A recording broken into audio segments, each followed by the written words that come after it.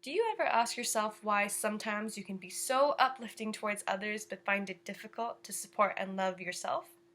Hello, my name is Amber Kono, and today I'd like to discuss with you the self-fulfilling prophecies that we bring about from the self-concept Looking Glass Self, or LGS. And the goal of my speech tonight is to study the effects of LGS on our human behavior and see if that directly correlates to more positive or negative outcomes. And with that, I'd like to discuss with you what LGS concept is, how I brought about the self-fulfilling prophecies from internalizing what LGS is, and lastly explain how learning about this concept has changed my life for the better.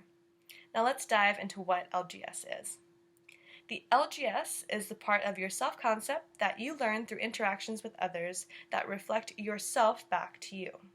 So in our book, it describes this reflection in 3 subconscious steps. First, we picture how others view us. Next, we imagine the judgment from our assumptions.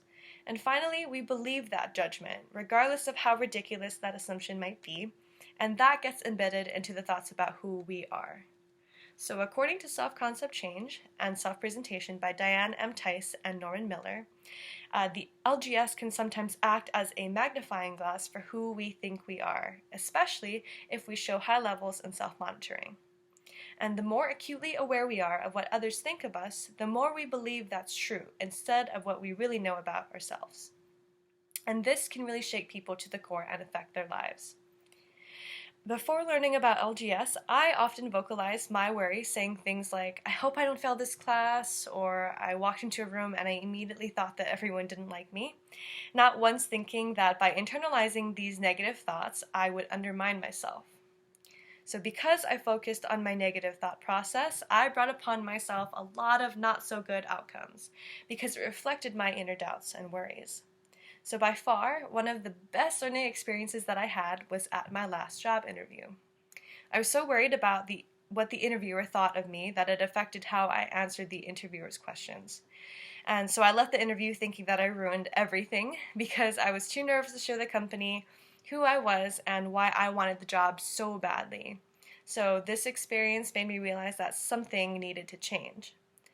And since then, my way of thinking and speaking has changed as I've tried to apply these concepts to my life daily. And I no longer worry about the possible negative outcomes or the assumptions that people might make of me, and instead focus on the good things that can happen if I consistently check my way of thinking and the way I view myself through others.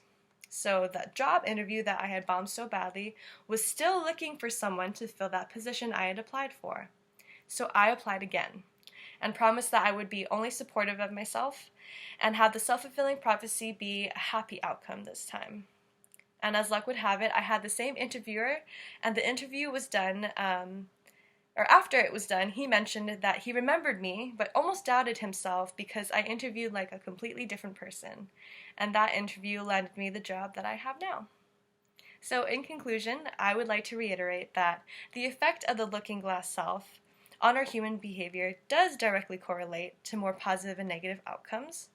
But if we can remember to put our positive thoughts about ourselves, the process can lead to way better outcomes in life. And being kind to others can almost be easier than being kind to yourself, but both are important to have a healthy mindset.